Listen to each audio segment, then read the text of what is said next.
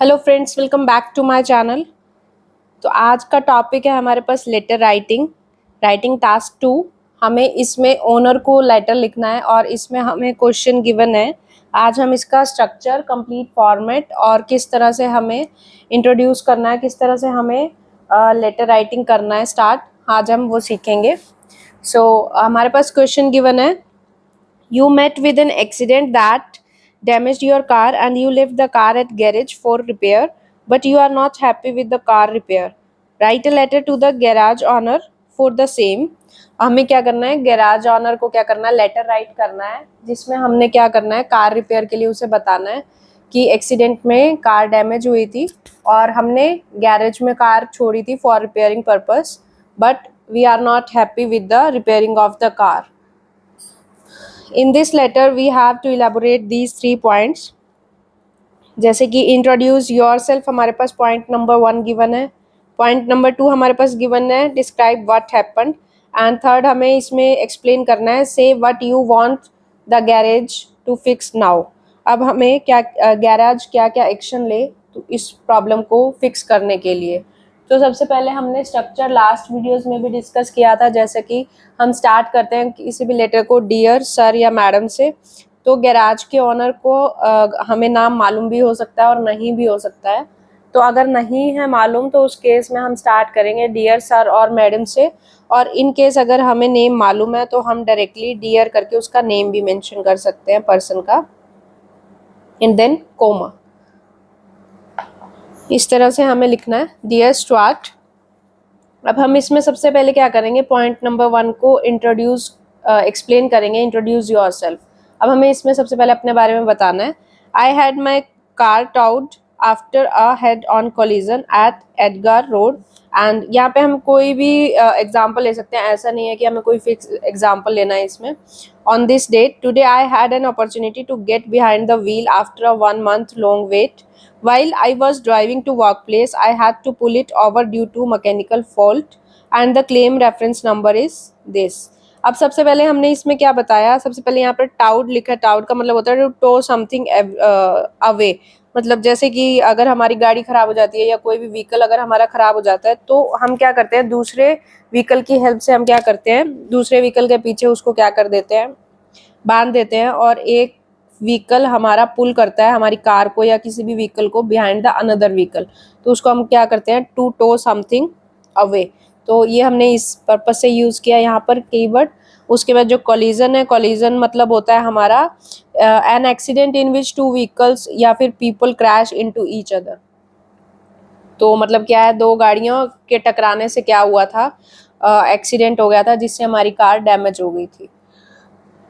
Today I had an opportunity to get behind the wheel. To get behind the wheel means to drive a motor vehicle, या फिर हम इसको इस तरह से भी बोल सकते हैं, it is like a idiom है ये हमारा। कोई भी मोटर व्हीकल को अगर ड्राइव कर रहा है तो हम उसको ये लिखेंगे to get behind the wheel. उसके बाद हमने इसमें बताया कि 1 महीना पहले हुआ था, 1 महीने के बाद हमने गैराज में छोड़ी और हमने अपनी सिचुएशन बताई। While I was driving to work place I had to pull it over due to mechanical fault, और उसे क्या करना पड़ा, मैकेनिकल फॉल्ट की वजह से उसे टो करवानी पड़ी गाड़ी, एंड उसने क्लेम भी जनरेट किया था जिसका क्लेम का रेफरेंस नंबर है ये। अब हमारे पास सेकेंड पॉइंट है डिस्क्राइब व्हाट हैपेंड, कि क्या हुआ था सबसे पहले। अब हम इसमें एक्सप्लेन करेंगे बॉडी पैराग्राफ 2। इसके अंदर हम एक्सप्लेन करेंगे midway through a red ignition warning light illuminated and there was a rapid rise in the engine temperature. एक रेड कलर की इग्निशन वार्निंग लाइट इल्यूमिनेट हुई थी और एक रैपिड राइज हुआ था इंजन टेम्परेचर में। Therefore I pulled over the car again. अब इल्यूमिनेटेड का मतलब मैं आपको यहीं पर क्लियर कर देती हूँ फर्स्ट में, इसका मतलब होता है to shine light on something. ठीक है, ये एक वर्ब है हमारी, इसका मतलब होता है to shine light on something. उसके बाद यहाँ पर हम देखते हैं therefore I pulled over the car, उसने क्या किया, कार को पुल्ड अप किया। Again I had tow away to your garage for further inspection and repair, और उसके बाद भी क्या किया, फर्दर हमने क्या किया, उसको टो करवाया गाड़ी को गैराज तक लेके जाने के लिए for further inspection and repairing purpose. It is a startling fact that the car had been with you for a month long time। अब startling मतलब होता है यहाँ पर हमारे पास एक्सट्रीमली अनयूजुअल या फिर सरप्राइजिंग होता है, एकदम शॉकिंग सिचुएशन होती है हमारे लिए। तो ये क्या स्टार्टलिंग फैक्ट था कि car had been with you over a month of long time and that means the car must have been tested and inspected wholly in the first place. मतलब 1 महीने से अगर गाड़ी पड़ी है तो इसका मतलब ये है कि गाड़ी अच्छे से टेस्ट हो जाएगी और इंस्पेक्ट करी जाएगी on the first place. Furthermore, the technician informed me that he would need another week to check and fix the car. But अभी तक गैराज के जो टेक्नीशियन थे उन्होंने अभी तक प्रोसेस स्टार्ट ही नहीं किया था और हमें इन्फॉर्म किया कि हमें 1 हफ्ता और चाहिए इसको चेक करने के लिए और to fix the problems in the car, मतलब रिपेयरिंग पर्पस के लिए। This is utterly absurd.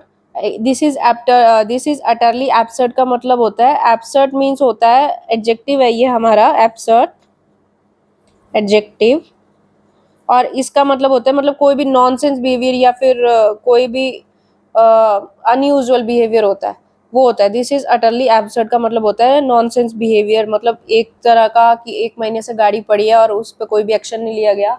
जब हम अपनी गाड़ी को वापस लेने के लिए कॉल कर रहे हैं तो वो हमें बोल रहे हैं कि वी नीड 1 more वीक और या फिर अनदर वीक टू चेक और फिक्स द रिपेयरिंग। हमारे पास नेक्स्ट पॉइंट है, third point, say what you want the garage to fix now. अब गैराज को क्या करना चाहिए अब आप उन्हें बताएंगे। One thing is sure that I would not return your place for any repair job in the future unless you get your act together।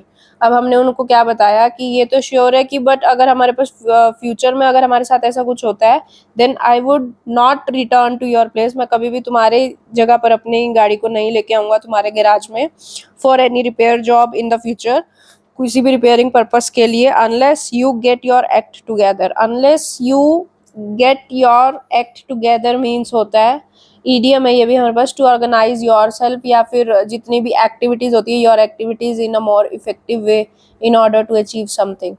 तो इसका ये मतलब होता है, मतलब कि अगर इन फ्यूचर भी कभी भी कोई भी गाड़ी खराब होती है या हम किसी को रेफर करते हैं but we would never return your place to your place, और ना ही हम उस किसी को या आने की सजेशन देंगे और ना ही हम किसी को रेफर करेंगे, बिकॉज ये बहुत ही अनयूजुअल एक्टिविटी है in a more effective way in order to achieve something. Please get my car fixed and delivered at the earliest. अब हम उसे लास्ट में क्या रिक्वेस्ट कर रहे हैं, please get my car fixed and deliver, या उसको मेरी गाड़ी को जल्दी से जल्दी रिपेयर करो and deliver at the earliest.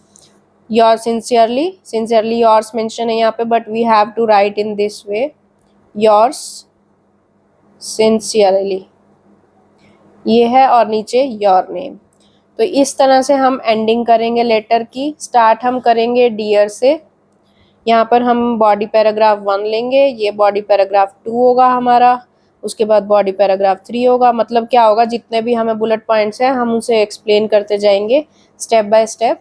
तो ये हमारा कंप्लीट प्रोसेस रहेगा, but make sure that letter की एंडिंग और स्टार्टिंग पॉइंट हमें स्कोरिंग प्रोवाइड करवाती है, डिफरेंट हमारा इसमें मार्क्स का डिस्ट्रीब्यूशन होता है। तो इस तरह से हम क्या करेंगे, लेटर राइट करेंगे। So this is the way of letter writing with the structure and the complete format, and for more videos please watch my channel and wait for the next videos. Please like my channel, subscribe my channel and share my video. Thank you.